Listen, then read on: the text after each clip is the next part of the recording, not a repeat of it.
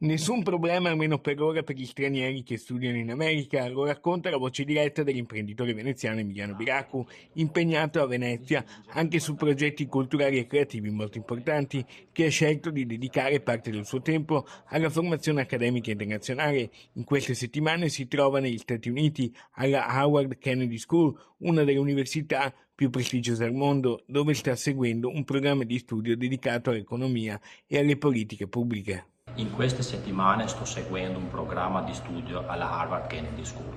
Lo vivo come un'occasione per ampliare le mie competenze e crescere sia professionalmente che personalmente. È un percorso che porterò con me anche nel rapporto con la mia città e la mia comunità. Nonostante si parli spesso di restrizioni o difficoltà per gli studenti stranieri negli Stati Uniti, posso testimoniare che tutto procede normalmente. Un'esperienza che per Biracu significa approfondire temi di grande attualità, dalle sfide dell'economia globale fino alle nuove politiche fiscali americane in un contesto accademico che vede tra i docenti ex ministri, rappresentanti di governo e studiosi di fama mondiale.